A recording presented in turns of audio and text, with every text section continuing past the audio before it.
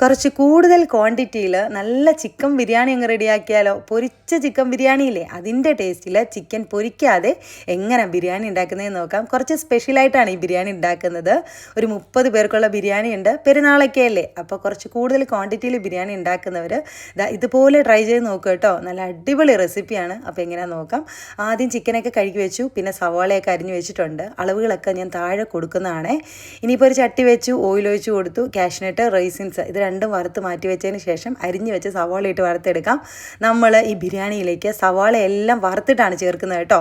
അതുകൊണ്ട് തന്നെയാണ് ഈ ബിരിയാണിക്ക് നല്ല ടേസ്റ്റ് കിട്ടുന്നതും. അപ്പോൾ സവാള ഒരു 4-5 ട്രിപ്പായിട്ട് വറുത്ത് മാറ്റി വെച്ചിട്ടുണ്ട്. പിന്നെ ഇതിലേക്ക് വേണ്ടുന്ന ഒരു ഐറ്റം ചെറിയുള്ളിയാണ്. ഒരു 1.5 കിലോയെങ്കിലും ചെറിയുള്ളി എടുക്കണം. അതും തൊലി കളഞ്ഞ് ചതച്ച് വെച്ചിട്ടുണ്ട്. ഇനിയിപ്പോൾ നമുക്ക് റൈസ് ഒന്ന് വേവിച്ചെടുക്കാം. നെയ്ച്ചോറ് പോലെ വറ്റിച്ചെടുത്താൽ മതിയേ. ആദ്യം തന്നെ അരി കഴുകി ഒന്ന് വെള്ളത്തിൽ കുതിരാൻ വെച്ചിട്ടുണ്ട്. റോസ് ബ്രാൻഡ് കൈമ റൈസാണ് എടുത്തിട്ടുള്ളത് കേട്ടോ. ബിരിയാണി വെക്കാനായിട്ട് അതാണ് ഏറ്റവും നല്ലത്.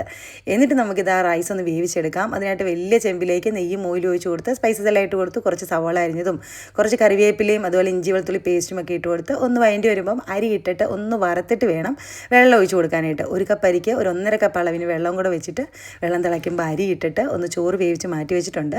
ഇനി നമുക്ക് മസാല തയ്യാറാക്കാം. വലിയ ചെമ്പിലേക്ക് നമ്മൾ സവാള പൊരിച്ച എണ്ണയില്ലേ, അത് കുറച്ച് ഒഴിച്ച് കൊടുത്തേ. സ്പൈസസ് എല്ലാം ഇട്ട് കൊടുത്തായിരുന്നു. അതിലേക്ക് കറിവേപ്പിലയും പിന്നെ ഇഞ്ചി വെളുത്തുള്ളി പേസ്റ്റും പച്ചമുളകും ഉള്ളി ചതച്ചതും ഒക്കെ ഇട്ട് നന്നായിട്ട് വഴറ്റിയെടുത്തതിന് ശേഷം പൊടികളായിട്ട് കുരുമുളക് പൊടിയും കുറച്ച് മഞ്ഞൾപ്പൊടി, ഗരം മസാല, മല്ലിപ്പൊടി, ഇത്രയും മാത്രം പൊടികൾ മതി. മുളക് പൊടി എടുത്തില്ല കേട്ടോ ഈ ബിരിയാണിയിൽ.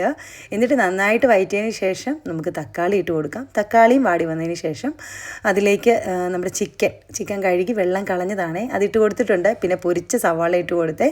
ആവശ്യത്തിന് ഉപ്പിട്ട് കൊടുത്തിട്ടുണ്ട്. മല്ലിയിലയും പുതിനയിലയും കട്ട് ചെയ്തത് കുറച്ച് കൂടുതൽ തന്നെ അങ്ങ് ഇട്ട് കൊടുത്തു.